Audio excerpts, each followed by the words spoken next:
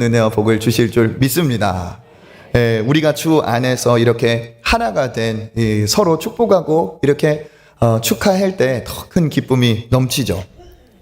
우리는 주 안에서 하나님께서 만나게 하신 복된 인연인 줄 믿습니다. 그럼에도 불구하고 요즘은 정말 개인주의가 정말 성행을 해가지고 사람들이 다 개인화, 개인적인 그런 것에 골몰을 하는 시대가 되었습니다. 우리 자녀들도 보면 뭐 친구하고 노는 것보다는 혼자 그냥 방에서 뭐 동영상을 본다든지 만나서 대화하고 교제하기보다는 또 SNS 여러 가지 그런 것으로 만나지 않고 그냥 교제하고 충분히 그렇게 살고 있어요. 그리고 1인 가정을 비롯해서 1인 뭐 생활하기에 어려움이 없어질 정도로 점점점 그렇게 시대가 바뀌어 갑니다. 개인주의, 개인화가 일어나고 있죠. 자녀들이 매일 집에만 있으면 친구도 안 만나고 혼자 있으니까 나가서 좀 놀아라, 친구 좀 만나라 하지만 사실 그 부모도 비슷하게 살고 있어요. 그렇죠? 요즘 젊은이들은 카톡을 이렇게 보내거든요. 문자 메신저로 보내면 그때 그걸 받고 전화하면 신뢰해요. 문자로 받았고 카톡으로 받았으면 카톡으로 답을 줘야 돼요. 요즘 그런 시대입니다. 그러다 보니까 많이 이제 개인화, 1인 그렇게 되고 있죠. 자녀들도 많이 낳아야 하나에서 둘입니다. 그러다 보니까 가정도 점점 핵가족화라는 것은 뭐 옛날 말이고 다 그게 일반적인 상황이 되어버렸습니다.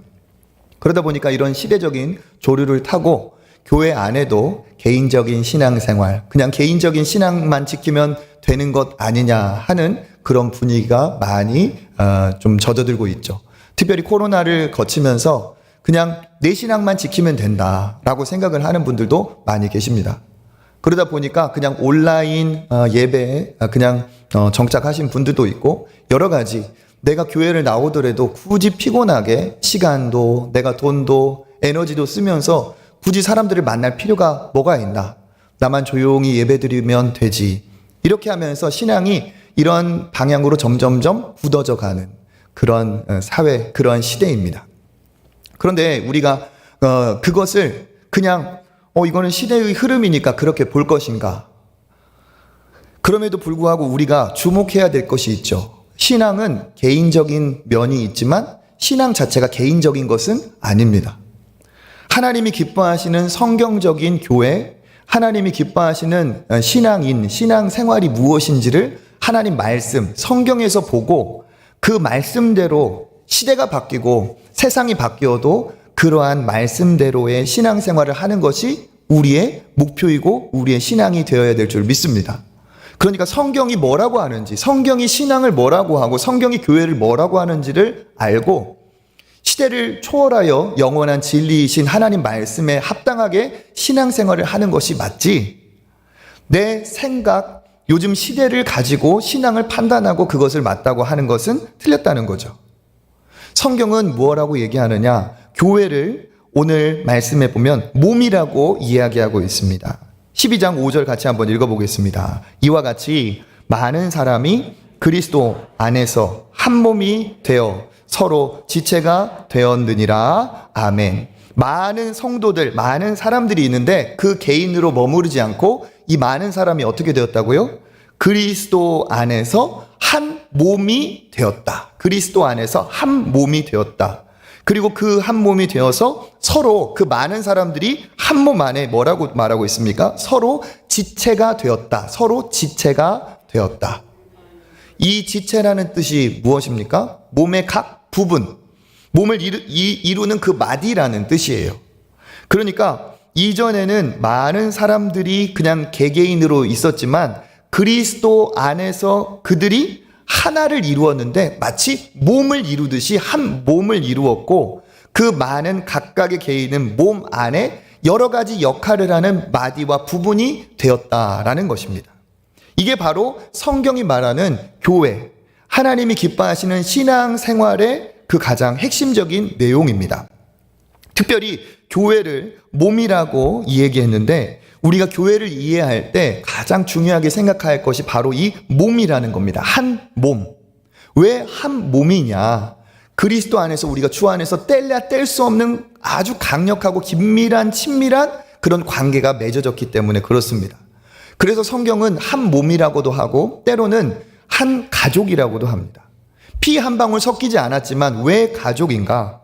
가족도 사실은 같은 개념이죠. 가족이 어떻게 출발합니까? 부모, 남녀가 만나서 자녀를 낳고 같은 몸에서 같은 자녀가 나오면서 가정을 이루게 되죠. 그러니까 교회를 영적인 가족이라고 하는 것도 이 몸의 개념과 다 일맥상통한다는 뜻입니다. 하나님은 우리에게 뭐라고 말씀하시느냐? 그리스도 안에서 우리가 한 공동체, 한 몸을 이루었다라고 말합니다. 그런데 이 핵심이 있죠. 누구 안에서 한 몸을 이루었다고 말합니까? 그리스도 안에서.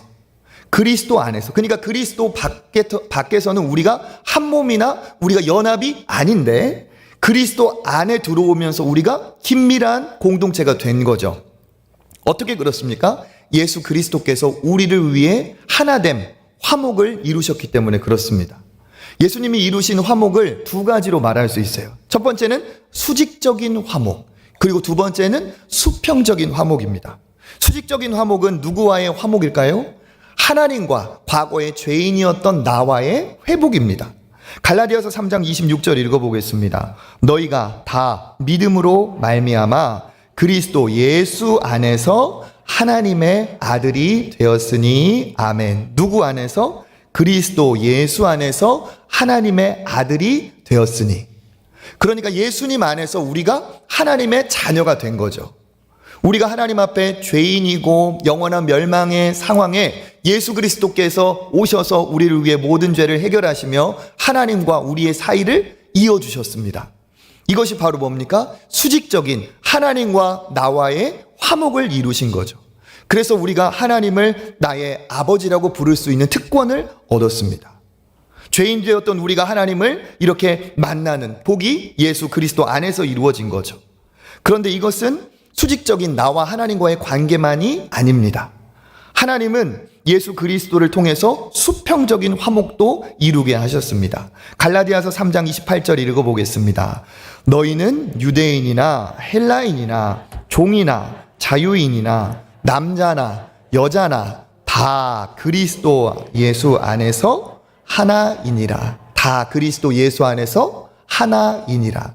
유대인, 헬라인, 종, 자유인, 남자, 여자 모든 차별이 그리스도 안에서 없어지고 주 안에서 하나가 되었다라고 얘기하고 있습니다.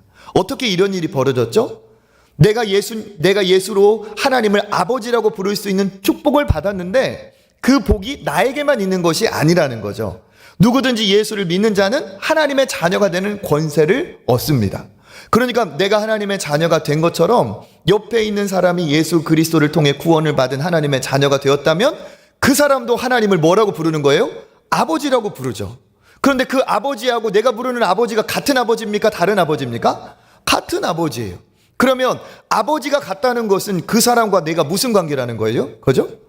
그렇죠. 형제, 자매가 되는 거죠.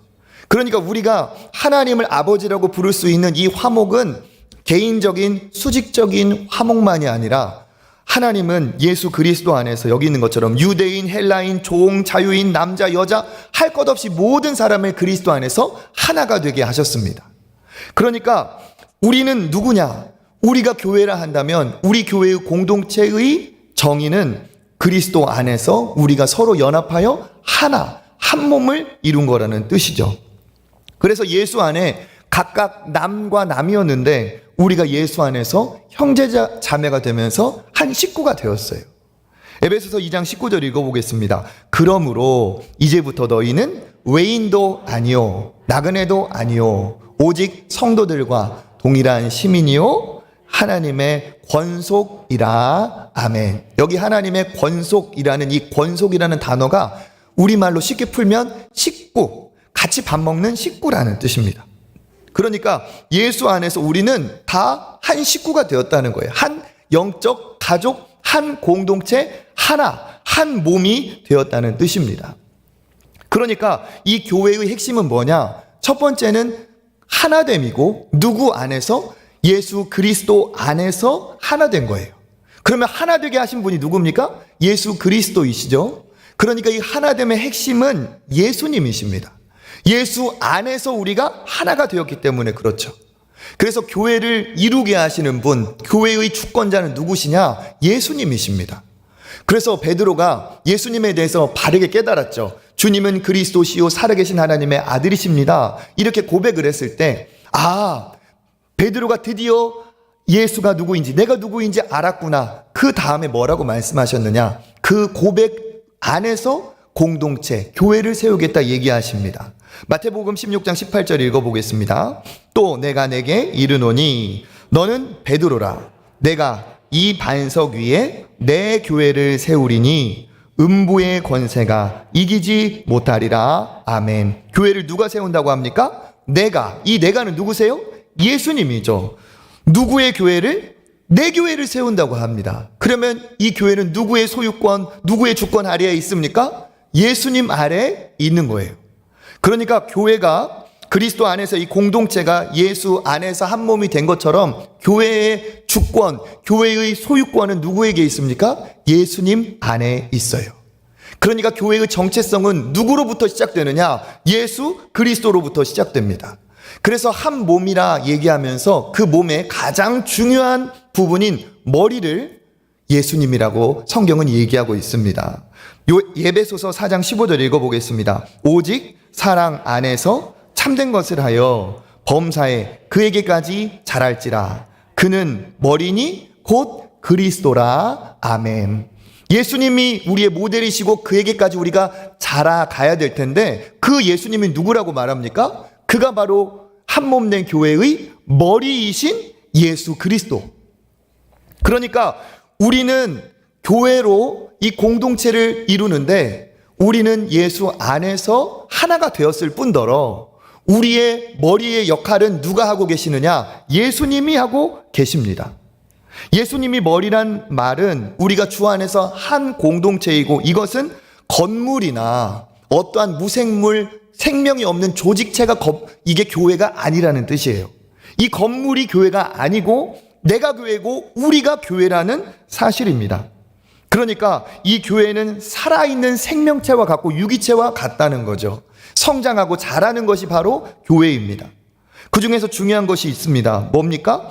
정체성, 소유주는, 주권은 예수 그리스도께 있다는 뜻입니다. 그러니까 머리 대신 예수 그리스도가 우리의 머리고 우리가 몸이라고 한다면 우리의 모든 뜻, 우리의 모든 삶의 이 교회의 방향은 누구 안에 있어야 됩니까? 예수 안에 있어야 되는 거죠. 내 몸이 머리에 따라서 움직여야 이것이 진짜 정상적이고 당연한 건데 머리가 아무리 명령하려고 해도 손이 발이 움직이지 않으면 이건 큰일이죠. 그렇죠? 마비가 되었던지 경련이 된 겁니다. 몸은 머리에 따라 움직이는 겁니다. 그러니까 교회가 그리스도를 머리로 한 몸이라 하는 것은 이 교회는 모든 성도는 누구의 뜻 안에? 예수 그리스도의 뜻 안에. 누구의 순종에? 예수 그리스도의 순종에. 누구에게 복종하는? 예수 그리스도께 복종하는 공동체라는 사실입니다. 교회의 머리는 예수님이시고 예수님의 뜻대로 교회가 움직이고 그 방향으로 나아갈 때 교회가 건강하고 교회가 교회답고 교회가 세상에 선한 영향력을 미칠 수 있는 아름다운 공동체가 된다는 사실이죠. 이거를 바꾸어 말하면 교회의 머리의 역할을 예수님이 아닌 어떠한 대상도 해서는 안 된다는 뜻입니다. 그러니까 예수님이 교회의 머리가 되어야 되시는데 어떠한 사람이, 어떠한 그룹이 교회의 머리 역할을 해서는 안 된다는 뜻이죠. 아무리 목사가, 교역자가 담임 목사라 할지라도 교회의 머리가 아닙니다. 저 역시도 교회의 공동체의 일원으로서 머리 대신 예수 그리스도에게 집중하고 그리스도께 순종해야 될 사명과 뜻이 있습니다. 저만이 아니라 여기 계신 모든 분들 다 마찬가지죠. 우리가 주 안에서 하는 역할이 다르기 때문에 각각의 마디, 각각의 손과 발의 그러한 모습을 갖고 있을지 모르겠지만 머리 대신 예수 그리스도께 우리가 순종하고 복종을 해야지 어떠한 것도 어떠한 사람도 교회의 머리 역할을 해서는 안 되는 거죠. 내가 교회를 세우기 위해서 어마어마한 헌신을 하고 희생을 했고 이 교회의 처음부터 내가 다 무엇인가를 했고 그렇다 할지라도 그 사람은 교회의 머리가 아닙니다. 그렇게 할 수 있도록 은혜를 베풀어 주신 그리스도께 감사하며 그리스도를 머리로 세워야 되는 것이죠.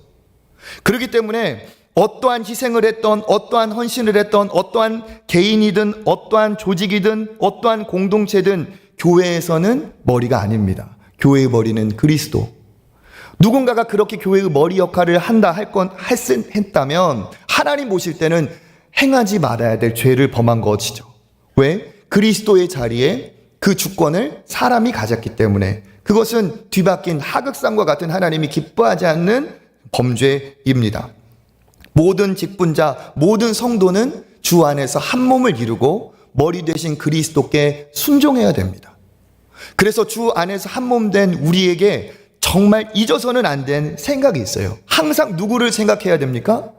그렇죠. 머리 되신 예수 그리스도를 생각해야 돼요. 예수님이라면 어떻게 하실까를 늘 생각하는 것이 이게 하나님이 기뻐하시는 신앙인입니다. 제가 담임 목사로서 예수님이 무엇을 원하실까를 늘 기도하고 말씀을 통해서 깨달으려 하고 귀를 기울여서 하나님의 뜻에 따라 그것을 행하려 할 때 우리 교회가 정말 하나님이 기뻐하시는 교회가 되겠죠. 주일학교 선생님이 주일학교 현장에서 아이들 코 하나를 닦아주고 아이들 신을 시켜주더라도 예수 그리스도가 어떻게 하시는 것을 기뻐하실까를 생각하면서 그렇게 하는 것이 마땅하죠. 오늘 찬양을 하고 섬기고 봉사하고 주방에서 주차장에서 여러 가지 모습으로 섬기고 새가족들을 섬기고 환영하고 선물을 주고 하는 모든 분들이 무엇을 생각해야 됩니까? 예수님이라면 어떻게 해야 될까? 예수님이 내가 어떻게 하시는 것을 기뻐하실까를 생각하면서 머리 대신 예수님의 뜻에 따라 내가 순종하고 행하는 것이 이게 합당한 하나님이 기뻐하시는 믿음의 사람의 자세라는 뜻입니다. 이렇게 우리는 예수 안에서 하나가 되고 예수 그리스도를 머리로 둔 믿음의 공동체입니다. 그렇기 때문에 교회의 목적, 교회의 존재의 이유, 교회의 뜻은 모두 그리스도 안에 있어야 합니다. 그 뜻 안에 있어야 됩니다. 이것을 달리 말하면 성경 중심이라고 할 수 있어요. 하나님의 말씀대로 살아가고 말씀대로 따라가는 그 교회가 하나님이 기뻐하시는 건강한 교회가 되는 것이죠. 그래서 여기서 우리가 깨달아야 될 게 있습니다. 뭐냐? 신앙인은 홀로 존재하는 그러한 대상이 아니라는 사실이에요. 신앙인은 함께 존재하는 그러한 사람들입니다.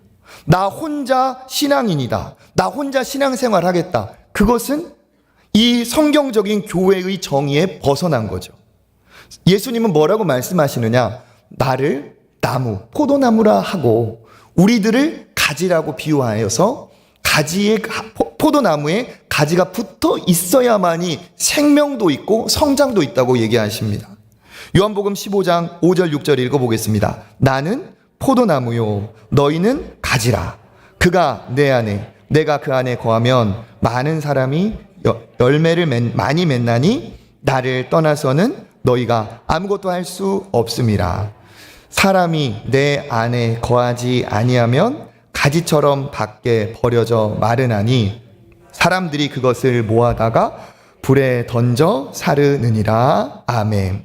내가 나무고 너희가 가지니까 나를 떠나서는 아무것도 할 수 없다. 그렇지 않아요. 나무 가지가 나무에서 끊어지면 그것은 죽음이죠. 끝난 거죠. 그래서 예수님이 뭐라고 말씀하십니까? 내 안에 거하지 아니하면 밖에 버려져서 마르고 만다. 즉 예수의 연결이 되어야, 주 안에서 한 몸으로 연결이 되어야 생명도 있고 그 안에서 존재, 그 안에서 성장도 있다는 사실입니다. 그래서 교회는 무엇이냐? 주 안에서 한 몸 된 영적 가족이라는 뜻이에요. 우리가 코로나가 있고 진짜 어렵고 사람들을 만나기 힘들고 그럴 때도 기필코 함께 했던, 함께 거하고 함께 만났던 사람들이 있습니다. 누굽니까? 우리 자녀, 우리 부모님, 우리 형제 자매예요.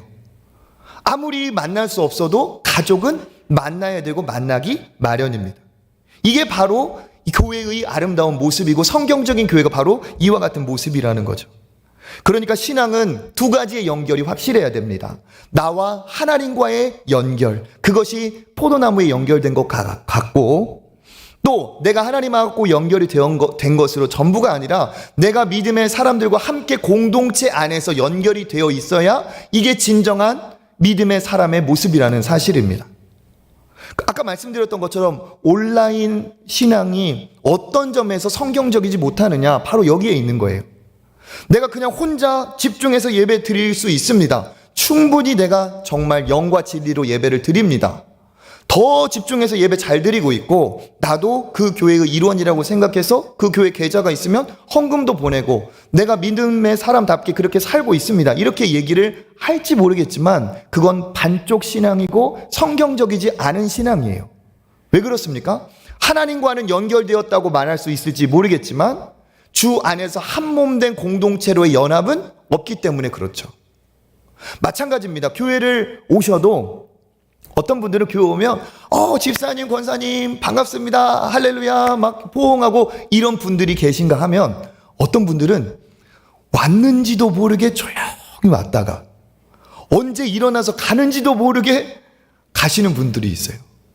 교회를 왔는데 현장에서 예배는 드리는데 맞아줄 사람, 아는 체 할 사람, 반가운 사람이 하나도 없어요. 그러면 온라인이 아니고 현장으로 예배 드리니까 이게 온전하냐? 그것도 아니라는 거죠. 왜 그렇습니까? 와서 함께 공동체 안에서 교제하고 인사하고 반길 수 있는 그 관계 안에 있는 것이, 이게 진정한 신앙의 완성이라는, 반쪽 완성이라는 거죠. 하나님과도 연결이 되어 있으면 믿음의 공동체와도 연결이 되어 있어야 합니다. 이게 하나님이 기뻐하시는 신앙의 모습이에요. 그러면 왜 하나님이 이렇게 연결되기를 원하시느냐? 연결이 되어 있어야 말씀드린 것처럼 생명이 있고, 생명이 있어야 성장이 있는 겁니다. 에베소서 2장 21절 22절 읽어보겠습니다. 그의 안에서 건물마다 서로 연결하여 주 안에서 성전이 되어가고 너희도 성령 안에서 하나님이 거하실 처소가 되기 위하여 그리스도 예수 안에서 함께 지어져 가느니라. 아멘. 그리스도 예수 안에서 어떻게? 함께 지어져 간다는 거예요. 뭡니까? 공동체적인 아름다운 연합도 말하지만 지어져 간다. 내 신앙이 점점점 온전하여지고 내 신앙이 성장한다는 뜻이죠. 그러니까 왜 우리가 연합되어야 하는가? 내가 홀로 있으면 믿음의 성장이 없어요. 한다 할지라도 고되고 더딥니다. 그런데 연합하여 있을 때 내 곁에 믿음이 있는 사람, 은혜가 충만한 사람, 나를 위해 기도해 주는 사람, 함께 말씀의 은혜를 나눌 수 있는 사람이 곁에 있을 때 서로 어떻게 됩니까? 선한 영향력을 주고 받으면서 서로 믿음이 성장을 하는 거예요.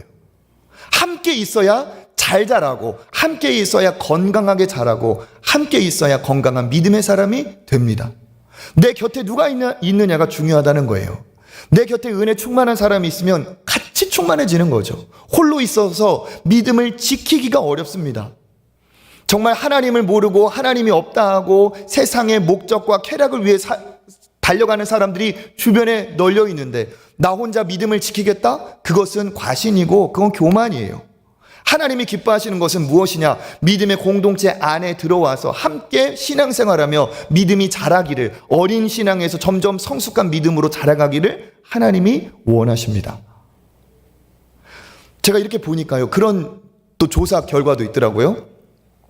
날씬한 분들과 함께 다니면 그 사람도 점점점 식단을 조절하면서 운동하면서 날씬해진대요. 그런데 옆에 계신 분들이, 주변에 계신 분들이 다 이렇게 후덕하신 분들이 계시면 같이 즐기고 같이 먹다가 어느새 내 배도 같이 복되게 된다는 거죠. 왜 그렇습니까? 옆에 있는 사람의 영향을 받는 거예요. 마찬가지로 우리가 믿음의 사람으로, 신앙인으로서 살아가려면 믿음의 공동체 안에 있어야 우리가 안전하고 믿음이 성장을 하는 거지, 홀로 있어서 믿음을 지키는 것이, 믿음을 자라게 한다는 것이 그게 어렵다고, 그게 불가능하다는 거죠. 그러니까 하나님은 우리가 모여있기를 기뻐하십니다. 왜? 성장해야 되니까. 또 한 가지 이유가 있습니다. 모여있어야 강력합니다. 모여있어야 사탄 마귀의 공격에 우리가 대항할 수 있는 영적인 힘이 있습니다. 베드로전서 5장 8절 9절 읽어보겠습니다. 근신하라, 깨어라. 너희 대적 마귀가 우는 사자같이 두루다니며 삼킬 자를 찾나니 그를 대적하라. 이는 세상에 있는 너희 형제들도 동일한 고난을 당하는 줄 알미라. 아멘. 대적 마귀를 뭐라고 말을 하느냐? 너희 대적 마귀라고 얘기해. 너희 대적. 너의, 그들의, 아니고 너희들. 공동체를 얘기하고 있죠. 마귀는 너희들의 대적이라고 얘기해요. 그리고 그를 어떻게 대적하라고 합니까? 너희는 믿음을 굳건하게 하여. 너희는. 그러니까 나 혼자 대항할 수 없다는 거예요. 너희들이 믿음을 굳건하게 하여 너희 형제들이 함께 대적하라는 거죠. 이게 뭡니까? 사탄 마귀는 나 혼자 이길 수 있는 만만한 상대가 아니라는 거예요. 나 혼자 이길 수 있을까? 나 혼자 해볼까? 절대로 이길 수 없다는 겁니다. 어떻게? 함께 하여서 믿음이 굳건하여져 함께 싸울 때, 함께 붙잡아 줄 때 영적인 공격에서 승리할 수 있고 믿음의 승리가 있다는 거죠. 혼자는 어떻습니까? 넘어진다는 거예요. 어느 때? 넘어진 사람을 일으켜 줄 수 있는 사람이 함께 할 때, 함께 붙어 있을 때 넘어지지 않고 이길 수가 있습니다. 그러니까 어떻게 해야 돼요? 대적이 강할수록 우리는 뭉쳐야 되는 것이고, 우리가 내 자신이 영적으로 연약한 것 같으면 더더욱 믿음의 사람들과 함께 연합을 해야 되는 거죠. 그것이 안전하고 그것이 강력한 겁니다. 사탄 마귀들은 어떻게 하느냐? 조금이라도 틈을 보이고 있어요. 틈을 보고 있어요. 왜 그러느냐? 하나님이 하나 되게 하신 이유를 알고 있기 때문에 그래요. 하나 될 때 가장 힘이 있고 강력하고 어떠한 유혹과 시험에도 이길 수 있다는 것을 알기 때문에 그렇습니다. 사탄 마귀가 노리는 사람이 누구냐? 대열에서 이탈한, 믿음의 시험든, 공동체에서 떠난 그런 사람들을 사탄은 정말 잘 노리고 있습니다. 우리는 언제 강력하냐? 주 안에서 하나 될 때 강력합니다. 그렇기 때문에 어떻게 해야 됩니까? 계속 우리는 연합하고 하나 되기를 애쓰고 노력해야 믿음의 사람답게 세상에서 영향력을 발휘하는 삶을 살 수가 있는 거예요. 그러니까 반대로 사탄은 어떻게 하느냐? 우리의 기분을 상하게 해서라도, 감정을 상하게 해서라도, 자존심을 건드려서라고 해도, 섭섭하게 해서 무슨 수술을 써서라고 해도 다 그것을 동원해서 하나됨을 쪼개려고 하고 있습니다. 왜? 하나 되었을 때 하나님을 사랑하고 이웃을 사랑하는 선한 영향력이 나오는데, 쪼개지면 어떻게 되는 거예요? 서로가 서로에게 갈등하고 반목하면서 아무런 교회의 역할을, 믿음의 사람의 역할을 할 수 없기 때문에 그렇습니다. 그래서 뭡니까? 우리는 주 안에서 성장하기 위해서, 주 안에서 강력한 영적 군사가 되기 위해서 단단히 하나가 되어야 되는 거예요. 그 외에도 많은 이유가 있지만 한 가지 더 얘기를 들면 그렇습니다. 하나님은 우리의 아버지세요. 아버지가 볼 때 제일 기쁜 게 어떤 모습입니까? 자녀들이 어떻게 할 때? 자녀들이 서로 화목할 때, 서로 사랑할 때, 아무리 잘나고 아무리 못나고 어떠하든지 간에 서로 싸우고 갈등하면 부모의 마음은 슬프고 아픈 거예요. 왜 싸우는지 그 이유는 그 다음 문제인 거죠. 하나님도 마찬가지라는 겁니다. 누가 맞고 누가 틀리냐 그것 이전에 하나님은 주 안에서 하나님의 자녀들이 아름다운 사랑, 아름다운 공동체를 늘 이뤄가기를 하나님이 원하십니다. 그때 하나님이 기뻐하시고 우리가 만족이 있고 하나님이 함께 하시는 은혜와 복이 그 하나됨을 통해 일어나는 거예요. 그렇기 때문에 우리의 믿음은 어떻게 해야 되느냐? 내년에 우리가 하나님이 어떠한 믿음의 사람이 되길 바라시고 우리는 무엇을 기도해야 되느냐? 우리는 주 안에서 하나 되기를 노력하고 애써야 됩니다. 이게 하나님이 기뻐하시는 신앙인의 모습이라는 거예요. 간절히 저도 기도하고 있어요. 하나님, 제가 우리 초청교회가 내년에도 더 아름다운 화목한 은혜가 흘러넘치는 사랑의 공동체가 되게 하여 주시옵소서. 화목한 교회, 하나된 교회, 한몸인 교회. 그러면 어떻게 돼요? 이 세상에 칭찬받는 교회, 세상에 영향력을 미치는 하나님의 뜻을 나타내는 교회가 될 수 있습니다. 갈등하는 교회치고 세상에 영향력을 발휘하고 싸움하는 교회치고 모든 것에 본이 되는 교회가 없습니다. 우리는 주 안에서 하나가 되어야 되는 거예요. 마귀가 틈을 보고 있습니다. 에베소서 4장 25절에서 27절 읽어보겠습니다. 그런즉 거짓을 버리고 각각 그 이웃과 더불어 참된 것을 말하라. 이는 우리가 서로 지체가 됨이라. 분을 내어도 죄를 짓지 말며 해가 지도록 분을 품지 말고 마귀에게 틈을 주지 말라. 아멘. 분을 내어도 다 그 분을 헤어질 때까지 갖고 있지 말아라. 왜? 갈등, 그것으로 인해서 어떠한 대적이 일어날 수 있기 때문에 마귀가 그 작은 틈을 타고도 들어와서 분란을 일으키기 때문에 그렇죠. 그래서 뭐라고 말합니까? 우리는 서로 지체가 되었기 때문에, 한 몸이 되었기 때문에 반드시 하나됨이 있어야 된다는 거예요. 아무리 예쁜 코, 아무리 예쁜 입도 몸에 붙어 있어야지. 이게 떨어져 있으면 이게 생각만 해도 이게 끔찍하고 이상하잖아요. 그죠? 저는 코가 너무 예쁜데 붙어 있지 않아요. 이 말이 안 되는 거예요. 개개인의 잘남은 그 다음입니다. 하나님은 먼저 틈을 주지 않고 딱 붙어 있기를 원하십니다. 그래서 하나님이 기뻐하시는 교회, 하나님이 기뻐하시는 이 공동체의 모습은 한 몸으로 딱 붙어 있는 거예요.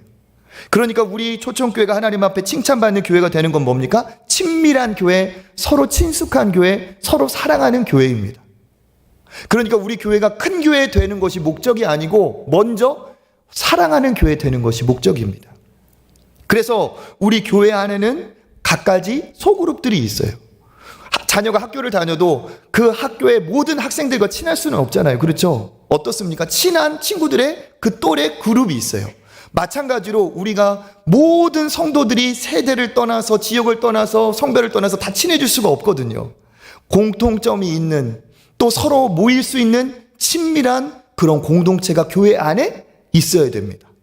그러니까 교회의 아름다운 모습은 두 가지의 온전한 모임이 있어야 돼요. 첫 번째는 뭐냐? 오늘 지금 이렇게 모인 것처럼 대그룹으로 모였을 때 서로 은혜가 충만하고 기쁨이 넘치고 또 찬양, 악기, 여러 가지 모습을 통해서 정말 혼자는 누릴 수 없는 강력한 하나님의 임재와 역사, 은혜를 경험하는 강력한 은혜의 이 대그룹, 이게 있어야 되고, 또 하나는 뭐냐?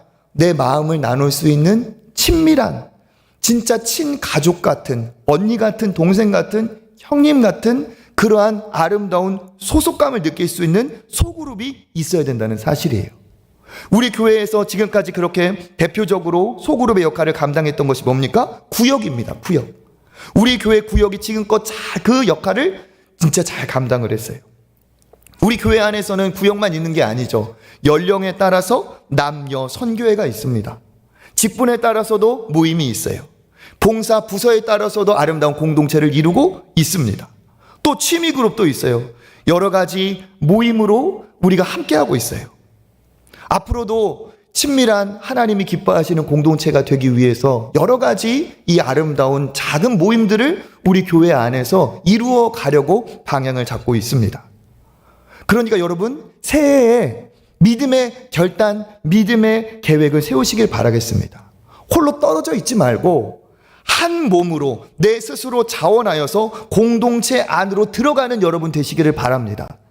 성별에 따라서, 연령에 따라서, 사는 지역에 따라서 구역이든 취미든 어떤 부분이든 좋습니다. 들어가서 내가 교회 왔을 때 뻘쭘하니 아는 사람도 없고, 그게 아니라 내가 오면 저기서 집사님 하면서 달려오고, 저기서 권사님 내가 부를 수 있고, 만나면 부둥켜 안고 하이파이브도 하고 이럴 수 있는, 이게 진짜 가족, 아름다운 한몸된 공동체라는 사실이에요.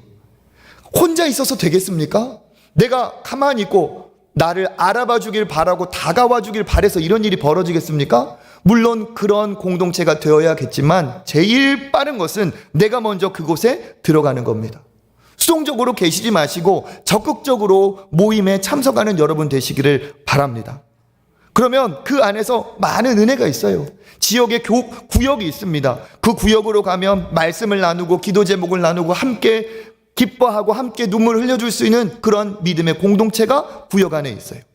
뿐만 아니라 내 취미에 따라서 우리 교회에서 잘 돌아가고 있는 취미 그룹이 있죠. 산악회, 탁구, 족구, 축구 등등. 원하는 대로 오실 수 있어요. 또 뭐냐? 악기도 있습니다. 리코더를 비롯해서 우리 관현악을 비롯해서 악기 모임도 있습니다. 찬양을 기뻐하시는 분들은 남자 우리 찬양하는 아빠들 중창단도 있고 찬양팀, 찬양대 함께 하실 수 있어요. 내가 다루는 악기를 가지고 그 달란트로 함께 동참하실 수가 있습니다. 내가 할 수 있는 것이 있음에도 불구하고 한 걸음 멀리 떨어져 있는 것은 한 몸 된 건강한 공동체라고 할 수가 없어요. 그죠? 피만 통하지 않아도 손가락이 얼마나 저리고 아픕니까? 하나님이 우리를 그렇게 보셔서는 안 되겠죠. 하나님이 우리를 한몸 되게 기뻐하시는 우리가 되어야 될 줄 믿습니다.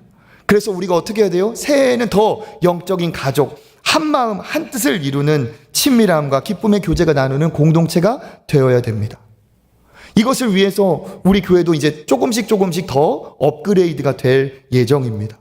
지금까지는 지역, 구역의 존재가 그런 역할을 잘 감당을 했어요. 앞으로도 이런 소그룹 가고 싶은 구역이 될 수 있도록 업그레이드를 할 겁니다. 그런데 시대가 바뀌었기 때문에 조금씩 개선하고 보완해야 될 점이 있어요. 요즘에는 군대만 가도 옛날처럼 선우임병하고 같이 막사를 쓰지 않습니다. 요즘에는 어떻게? 자기 동기들끼리 써요. 뭡니까? 문화가 수평이 더 강해졌다는 거예요. 수평적인 문화가 강해졌다는 거예요. 교회 안에서도 이렇게 교회를 연구하는 그런 데이터를 연구하는 그 연구소가 있는데 교회 성도들을 대상으로 해서 설문을 했어요. 몇 살까지 세대 차이를 느끼지 않으십니까?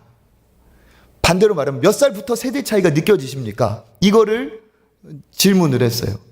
그런데 통계를 보니까 가장 많은 사람들이 대답을 했던 게 몇 살이냐 했냐면 자기 나이를 기준으로 위로 6살, 아래로 6살이에요. 그러니까 잘 되는 교회의 소그룹들을 보면 그 구역장님의 나이를 기준으로 해서 위아래로 한 10년이 커버가 되는데 그 이상은 안 온다는 거예요. 달리 말하면 요즘 젊은 세대들 6년 이상, 6년 아래는 6년 이상은 조금 부담스럽습니다. 이런 반응이에요. 6년 아래는 조금 뻘쭘합니다. 이래요. 그러니까 약 5년 아래 위아래로 이렇게 있으면 마음이 편하고 마음이 열린다는 거예요. 교회까지 와서 내가 어르신을 모시고 내가 이렇게 안 하고 싶고 여기서는 내가 진짜 나의 삶을 마음껏 나누고 싶다는 거예요. 시대가 이렇게 됐어요. 그래서 어떻게 보면 지금 청년부, 중고등부 하듯이 이 세대들도 인정을 해야 될 시대가 되었습니다. 그래서 우리 교회도 지금 30, 40대 모임을 시작을 하면서 왜 그렇습니까? 30, 40대가 일어서야 교회의 미래가 있고 30, 40대가 다음 세대 자녀들의 부모이기 때문에 그래요. 이것만이 아니라 내년에는 차근차근 업그레이드를 하면서 내년에 핵심 사역이 뭐냐? 우리 어르신 시니어 사역이에요. 우리 어르신들도 우리가 잘 모셔야 되고 섬겨야 되기 때문에 내년에는 이제 우리 실버 대학도 개강을 할 예정입니다. 매주 한 번 정도는 교회에 모여서 아름다운 교제를 나누며 비슷한 우리 어르신들끼리 함께 교제하고 즐겁게 믿음 생활할 수 있는 장도 열어보려고 생각을 하고 있어요. 목표는 뭐냐? 우리 초청교회 모든 성도 전 세대가 한 명도 빠짐없이 친밀한 작은 공동체 안에 소속이 되어서 기뻐하고 은혜를 나누고 교제하면서 서로 동반 성장을 하는 거죠. 그러면서 어떻게 됩니까? 하나님이 기뻐하시는 일에 우리가 쓰임받을 수가 있습니다. 너무 급격하게 변할 건 아니니까 걱정은 안 하셔도. 목사님 저렇게 얘기하는 거니까 완전히 벼르나 보다. 아니에요. 비스름하게 갑니다. 그런데 어느 날 보니까 이런 것도 재밌구나. 그런 때가 분명히 올 겁니다. 내년에 달라지는 것 중에 한 가지가 있어요. 그걸 먼저 소개를 하려고 합니다. 우리가 소그룹으로 이렇게 잘 모여야 될 텐데 현실적으로 시간이나 여러 가지 제약이 있죠. 그렇기 때문에 모임은 필요하고 나도 누구와 함께 기도를 나누고 싶고 교제하고 싶은데 어렵다는 거예요. 그래서 어떻게 하느냐? 모이기 어려운 일상이지만 그래도 우리가 시간을 낼 수 있는 날이 언제입니까? 주일이죠. 그래서 주일을 활용을 해서 한 달에 한 번, 네 번째 주를 기준으로 해서 석양 예배가 아닌 소그룹 예배, 소그룹 모임을 위한 시간으로 결단을 했어요. 이건 제가 물론 함께 동의를 한 거지만 이전 목사님부터 고민을 해왔던 내용이라고 들었고 그리고 저 중직자 분들 중에 몇 분이 이런 시간도 우리에게는 있었으면 좋겠다 얘기를 하셔서 이번에 전격적으로 결단을 했어요. 그래서 어떻게 하느냐? 적어도 한 달에 4주차 한 번은 오후 시간에 식사 후에 남, 여, 전도회, 구역 편하게 오후에 함께 시간을 나눌 수 있도록 그래서 그 시간이 아름다운 기도의 모임이 되고 아름다운 교제의 장이 될 수 있도록 격월로 한 번은 구역, 한 번은 전도회 이런 식으로 진행을 할 거고 또 구역이나 남, 여 전도회 거의 동참하지 않았던 30대, 40대 연령들을 위해서 지금 하고 있는 30, 40대 사랑방과 30대 여성 사랑방을 또 가동을 해가지고 30대, 40대가 불같이 일어나서 우리 교회를 세우고 더 헌신하고 우리 권사님, 장로님, 우리 안수 집사님들의 그 아름다운 믿음을 잘 계승하는 그런 흐름으로 갈 생각입니다. 기대해 주세요. 네. 건강한 교회의 특징이 무엇이냐? 이거예요. 건강한 교회의 특징은 은혜의 통로가 아까 말했던 것처럼 두 가지입니다. 함께 모여 뜨거운 예배, 흩어져서 믿음의 교제. 이 두 가지가 있어야 강력한 믿음의 교회가 되는 거죠. 요즘 코로나로 인해서 어려움 당했다는 교회들이 참 많습니다. 그런데 코로나 기간에 오히려 부흥하고 성장한 교회가 있을까요? 없을까요? 어떻게 하셨어요? 네.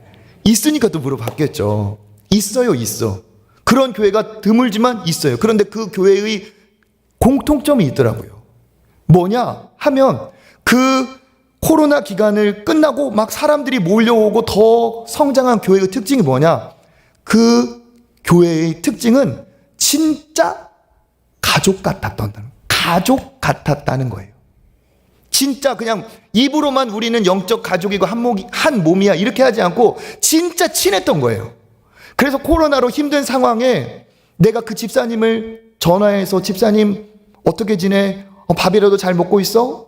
내가 반찬이라도 갖다 줄까? 권사님 잘 계세요? 집사님 잘 계세요?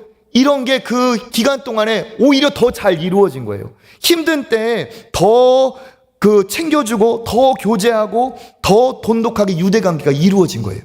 그러다 보니까 그것이 부럽고 그것에 동참하고 싶은 그 주변에 사람이 있을 거 아닙니까? 같이 온 거죠.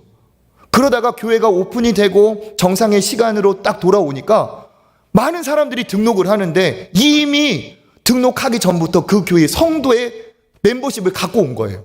왜? 소그룹 안에서 친밀한 가족과 같은 유대관계가 이미 형성되어 있기 때문에 그렇습니다. 이건 교회의 전략, 성공의 어떤 부흥의 전략이 아니에요. 교회가 이런 곳이라는 겁니다. 성경은 교회가 한 몸 같아야 되고 한 가족이라고 얘기하고 있습니다.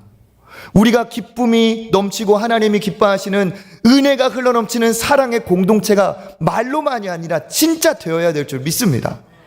이렇게 함께 모일 때 강력한 은혜가 있는 것도 좋지만 나갈 때 집사님하고 같이 밥 먹고 싶고 만나고 싶고 보고 싶은 사람이 있어야 이게 진짜 은혜가 넘치는 공동체라는 사실입니다. 그런 공동체를 이뤄갈 수 있도록 많이 동참해 주시길 바라겠습니다. 앞으로 제2, 제3의 코로나가 안 온다는 보장이 없습니다. 코로나로 신앙에 손해봐서는 안 되겠죠. 이와 같은 것이 다가올 때 우리 어떻게 해야 되겠습니까? 더 코로나 때문에가 아니라 코로나 덕분에 더 은혜 받고 힘을 얻어야 되겠죠. 지난번에 온라인 양육을 했던 이유도 바로 여기 있어요. 왜 온라인으로 그냥 만나서 하면 되는데 이제 그럴 때가 있을 수도 있기 때문에 대비하고 가동을 해본 거예요. 교회는 기업체나 생명 없는 조직체가 아닙니다. 공동체예요. 가족이고 한 몸입니다. 그렇기 때문에 하나님이 무엇에 관심이 있느냐? 너의 교회의 사이즈가 뭐냐? 하나님이 여기에 관심이 있으실까요? 하나님을 모르는 사람들이나 궁금한 사람들은 초청교회 몇 명 옵니까? 몇 명이나 모입니까? 이런 얘기 하겠지만 하나님이 관심 있는 건 초청교회 몇 명 오냐 보다 그 교회, 너가 있는 초청교회가 정말 가족과 같은 교회냐, 한몸된 교회냐, 하나님은 그것을 더 바라고 계시는 줄 믿습니다. 하나님이 저한테도 그걸 물어보실 거예요. 네가 담임 목사가 되더니 몇 명 늘렸냐, 몇 명은 늘어나냐, 이거보다 하나님이 기뻐하시는 것은 정말 몇 명이 모이더라도 한 몸 된 교회, 가족과 같은 교회가 되었는지 하나님은 저한테 그것을 물어보시겠죠. 우리 역시도 마찬가지입니다. 한 몸이 되고 한 교회가 될 때 하나님이 기뻐하시는 줄 믿습니다. 목사님, 더 능력 있는 목회자를 불러오고 더 많은 숫자를 늘리면 되는 것이 아닙니까? 목회자를 더 불러오고 더 능력 있는 목회자를 세워서 될 것이 아니라 우리 스스로가 구역이 아름다운 부서가 서로가 믿음의 공동체를 이뤄가는 게 이게 더 중요한 거고 이것이 더 좋은 방법입니다. 구역장님이 구역의 역할을 감당을 하고 교구에서 구역에서 아름다운 믿음의 교제가 일어나고 이게 서로 정말 모세 연관이 흘러가듯이 핏줄이 흘러가듯이 이렇게 원활하게 소통이 될 때 그게 살아있는 교회 한 몸인 거죠. 하나님은 우리 교회가 내년에 아름답게 업그레이드 되기를 원하십니다. 아름답게 한 몸, 더 견고한 하나, 더 견고한 영적 가족을 이루기를 원하십니다. 사탄이 정말 틈도 볼 수 없는 하나된 공동체. 그러기 위해서 어떻게 해야 될까요? 첫 번째, 여러분 예배의 자리를 지키시기 바랍니다. 함께 모여서 있는 이곳이 은혜가 충만한 자리예요. 이번에 오늘 저녁에도 송구영신 예배가 있고 또 특세가 있습니다. 나온 사람과 안 나온 사람의 영적 온도는 같을 수가 없습니다. 그렇기 때문에 누가 나를 출석 체크하고 누가 나를 막 이렇게 오라 하지 않는다 할지라도 내가 은혜 받을 그 대그룹의 자리에 가서 은혜 받기에 노력하시길 바라겠습니다. 그리고 이것으로 멈추지 말고 작은 공동체 안에 들어가세요. 내년에, 이제 내년도 아니 다음 주에, 그죠? 새해입니다. 새해. 오늘도 많은 분들이 등록하셨는데 먼저 등록하지 않으신 분들은 등록부터 하세요. 손님처럼 왔다 갔다 할 때와 내가 이름 써서 이 교회의 멤버가 되는 것은 마음, 예배의 태도가 달라져요. 내년 1월 첫 주 등록하기 아주 좋은 시점입니다. 얼마나 산뜻해요. 1월 첫 주 등록하고 시작한다. 오늘 등록하신 분도 너무 잘하셨어요. 네. 왜? 1년에 마침표 딱 등록하고 시작한다. 얼마나 멋져요. 그죠? 등록하면 마음이 달라진다니까요. 그 다음에 어떻게 해야 되느냐? 기다리지 말고 믿음의 공동체 안으로 들어가세요. 그리고 내가 이 초청교회의 내가 멤버다, 기존 멤버다 하면 그런 분들을 자주 어떻게 해요? 끌어주시고 세워주시고 높여주시길 바랍니다. 그러면 하나님이 기뻐하시는 아름다운 공동체가 되고 사탄이 틈 못하고 하나님이 기뻐하시는 아름다운 사역을 이뤄가는 우리 초청교회 될 줄 믿습니다. 그래서 하나님이 기뻐하시는 교회의 모습 오늘 본문에 있습니다. 12장 15절 읽어보겠습니다. 즐거워하는 자들과 함께 즐거워하고 우는 자들과 함께 울라. 아멘. 이게 하나님이 기뻐하시는 교회예요. 누군가 울고 있는데 뭐 그런가 보지. 이게 무슨 교회입니까? 이게 무슨 한 몸입니까? 울 때 같이 울어주고 저 사람이 기쁠 때 뭐가 좋아서 저렇게 웃지? 이게 아니에요. 그 사람이 내 가족이라면 같이 기뻐할 수 있는 거죠. 여러분, 우리 교회에서 장례가 일어나면 문자가 발송됩니다.